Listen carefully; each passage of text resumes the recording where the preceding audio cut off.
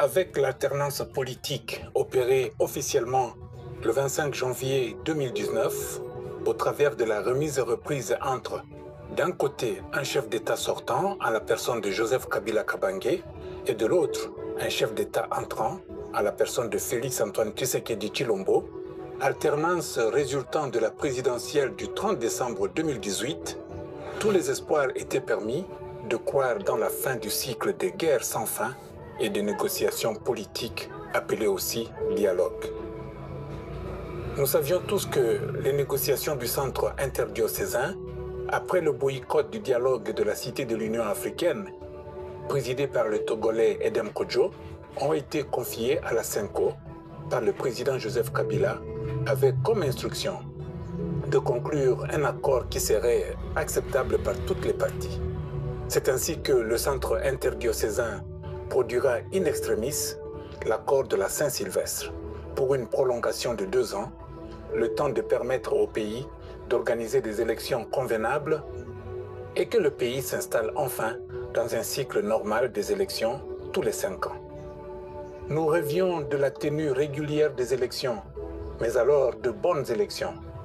En 2023, en 2028, en 2033, en 2038, 2043, 2048, 2053 et 2058, ne serait-ce que pour atteindre le centenaire de la République démocratique du Congo de son indépendance en 2060. Mais hélas, c'est un rendez-vous manqué, mais non perdu à jamais, si nous avons le courage de nous remettre en cause. Pour l'histoire, c'est grâce à la maîtrise de la CENCO dans la conduite des négociations que les élections ont eu lieu en 2018 et ont permis à la CENI de proclamer Félix Tshisekedi vainqueur. Qui a alors interrompu le cycle des élections pour renouer avec les négociations politiques, entendez le dialogue? C'est évidemment la personne qui a remis en cause le pacte républicain issu du dialogue intercongolais confirmé, du reste, par les négociations politiques du centre interdiocésain. C'est M. Félix Antoine Tshisekedi Tshilombo. En effet, dès sa prise de fonction en janvier 2019, sous prétexte de déboulonnage, il a entrepris la démolition systématique et systémique de toute l'architecture institutionnelle laborieusement mise en place au dialogue intercongolais au prix de nombreux sacrifices. Architecture administrée par la Constitution du 16 février 2006, amendée en 2011 dans les règles établies. Or, un déboulonnage avisé ne s'opère que lorsqu'on a participé au boulonnage et on sait quel boulon est compatible avec tel autre ou non. C'est à l'image de la toile d'araignée. S'agissant de la Constitution et de l'ordre institutionnel mis en place, il faut savoir, pour tout boulonnage responsable, ce qui est lié directement, ce qui est lié indirectement et ce qui n'est lié nullement. À l'époque où il appartenait à l'opposition politique, le chef de l'État, issu de l'alternance politique, était à la ligne de front pour défendre la Constitution, et cela au prix du sang de ses compatriotes. Une fois au pouvoir, il s'en est fait le premier fossoyeur au motif d'être une constitution faite à l'étranger, par des étrangers, donc pour les étrangers. Ezali Malamote. Constitution Nabiso. Notre constitution n'est pas bonne. Il est temps que les citoyens s'asseyent et examinent cette constitution sans tarder. Dans son discours du 23 mai 2025, le président de la République honoraire Joseph Kabila Kabange a listé les multiples violations de la loi fondamentale opérées au cours de ces 6 dernières années au regard des crises multiformes et multisectorielles auxquelles le Congo fait face des suites de la mauvaise gouvernance institutionnelle. Bien que l'initiative du dialogue remonte à plusieurs années, et encore, sans que le sénateur à vie y soit pour quelque chose, c'est seulement en 2025 qu'elle a commencé à prendre forme. Première force sociale à la formaliser, la synergie Synco-ECC a attendu janvier 2025 pour la présenter dans un document intitulé Pacte social. En se prononçant pour la première fois en faveur du dialogue, le sénateur à vie Joseph Kabila Kabange a non seulement préconisé l'enrichissement du pacte social, mais proposé aussi un plan de résolution de la crise en 12 points. 1. Mettre fin à la dictature, mieux à la tyrannie. Constat, toute l'opposition dans sa diversité utilise les mêmes termes. 2. Arrêter la guerre. Constat, tout le peuple congolais le souhaite. 3. Rétablir l'autorité de l'État sur toute l'étendue du territoire national. Constat, tout le peuple congolais le souhaite au même titre que tous les gouvernants. 4. Restaurer la démocratie en revenant aux fondamentaux d'un véritable État de droit. Constat, toutes les forces politiques et sociales le souhaitent. 5. Rétablir les libertés fondamentales. Constat, toutes les forces politiques et sociales le souhaitent. 6. Réconcilier le Congolais et reconstruire la cohésion nationale. Constat, même Félix Tshisekedi le veut, puisque dans tous ses discours, il en appelle à la cohésion nationale. 7. Relancer le développement du pays par la mise en place d'une bonne gouvernance économique, une gestion administrative et financière orthodoxe et une répartition équitable des ressources nationales. Constat, tout le peuple congolais et toutes les forces vives de la nation le souhaitent. 8. Relancer le dialogue sincère et permanent avec tous les pays voisins en vue de l'instauration de la paix et du développement durable dans la région. Constat, tous les partenaires bilatéraux et multilatéraux le préconisent. 9. Rétablir la crédibilité du pays auprès de partenaires au niveau tant régional, continental qu'international. Constat, tous les partenaires bilatéraux et multilatéraux le préconisent. 10. Neutraliser tous les groupes armés nationaux et étrangers et rapatrier ces derniers dans leur pays d'origine. Constat, c'est le souhait général en interne et en externe. 11.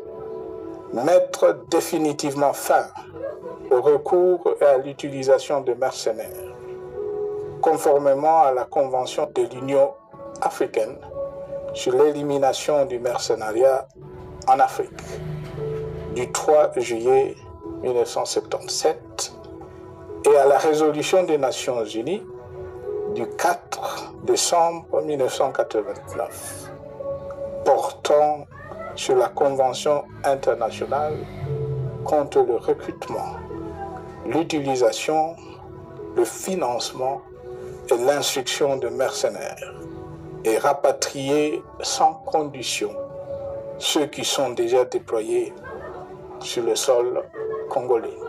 Constat, c'est le souhait unanime de tous les Congolais. 12. Ordonner le retrait sans délai de toutes les troupes étrangères du territoire national. À ce sujet, je salue la décision sage des pays de la SADC de retirer les troupes de la SAMI DRC de notre pays. Constat, tous les Congolais le souhaitent. Preuve qu'il est en communion avec tous les protagonistes internes et externes pour résoudre la crise, c'est ici l'occasion de le souligner et de le rappeler. Joseph Kabila Kabange et sa famille politique n'y sont pour rien dans le non-respect d'un supposé deal envisagé entre le gouvernement et le M23, dont une délégation avait séjourné à Kinshasa pendant 14 mois, d'octobre 2020 à décembre 2021. Première cause de la reprise de la guerre à l'Est. Force est plutôt de constater que certains points du plan Joseph Kabila sont repris dans l'accord de paix dit de Washington, signé le 27 juin 2025 entre la RDC et le Rwanda sous l'égide des États-Unis d'Amérique, d'autres dans la déclaration de principe signée entre le gouvernement de la République et l'AFC M23 le 19 juillet dernier. Force est également de constater l'inconstance qui caractérise Félix Tshisekedi par rapport au pacte social. Tantôt, il encourage les évêques de la SENCO et de l'ECC dans leur mission de bons offices. Tantôt, il les boude en suscitant le dédoublement via les églises dites les unes indépendantes, les autres du réveil, quand ce n'est pas l'autorité coutumière.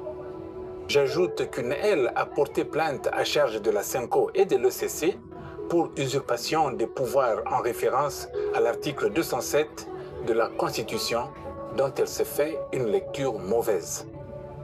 Tantôt, il met sur pied, dans son propre cabinet, une cellule pour discuter du pacte social avec ses auteurs. Au bout du compte, en tant que chef de l'État, Félix Tshisekedi a dans ses attributions la responsabilité constitutionnelle de garantir l'unité nationale au travers de la cohésion nationale.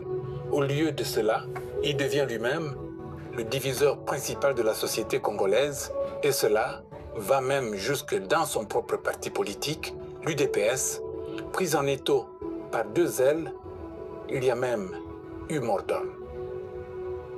Rien d'étonnant en cela, Félix Tshisekedi a la réputation de renier ses engagements, si bien que la notion de continuité de l'État, consacrée à l'article 69 de la Constitution, n'a pas de place dans sa gouvernance. Seul le dialogue garantit la sécurisation du partenariat stratégique. À l'intérieur comme à l'extérieur du pays, toutes les propositions qui lui sont faites vont dans le sens du dialogue. À l'intérieur, même au sein de l'UDPS, son parti, et de l'USN, sa plateforme, des voix sont en concordance pour en appeler au dialogue. Les forces vives constituées par la classe politique et la société civile, dans leur diversité, sont dans leur grande majorité favorables au dialogue. À l'extérieur, les institutions communautaires sous-régionales comme la CEAC, la SADC et l'EAC, les institutions régionales comme la CIRGL et le COMESA, les institutions continentales comme l'Union africaine et l'Union européenne, en plus des Nations unies, sont pour le dialogue. Les États comme tous les 9 voisins de la RDC, les 45 autres États membres de l'Union africaine, les 27 États membres de l'Union européenne et même les États-Unis d'Amérique sont pour le dialogue. Les États membres de la Ligue arabe, dont le Qatar, sont pour le dialogue. Les 5 États membres du Conseil de sécurité de l'ONU et les 10 États membres non permanents sont pour le dialogue. Même le Vatican est pour le dialogue.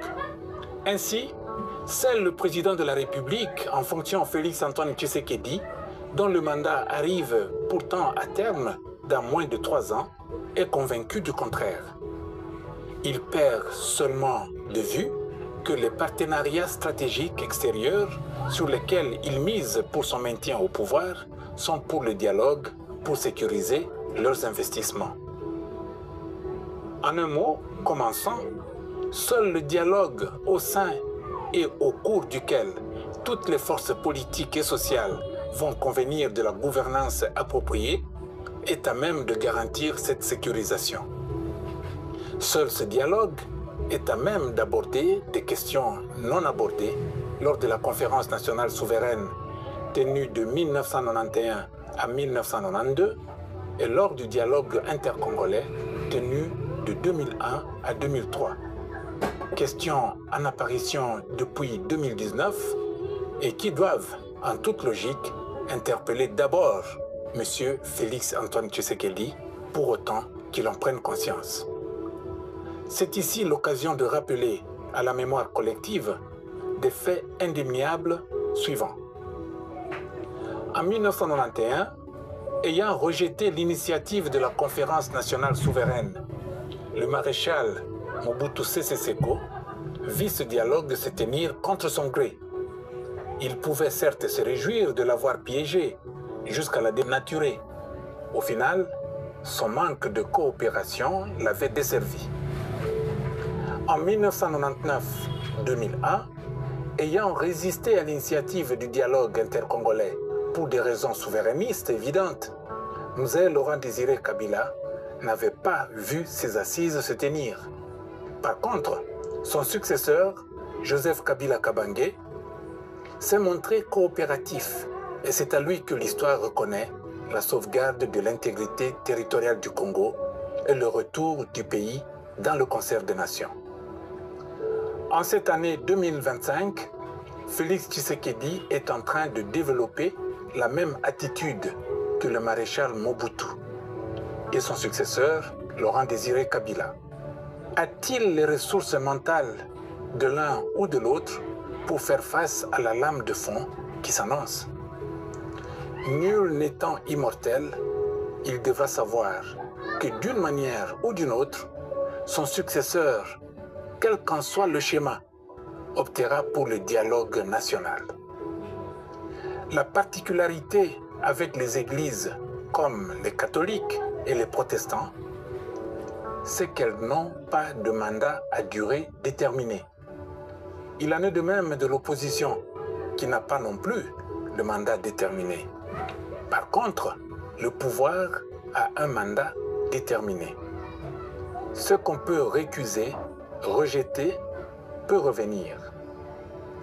L'homme n'échappe pas à son destin, produit du schéma issu des négociations politiques initiées par Joseph Kabila au travers de la CENCO fin décembre 2016, M. Félix Antoine Tshisekedi Tshilombo doit rentrer aux négociations s'il veut sauver ce qu'il entend sauver. Comme relevé plus haut, c'est lui et lui seul qui a recréé la dégradation des conditions politiques, économiques et sociales à la base de tous les dialogues précédents. Je m'appelle Barnabé Kikayabin Karoubi. Je suis professeur à l'Université de Kinshasa, faculté des lettres et sciences humaines, au département des sciences de l'information et de la communication.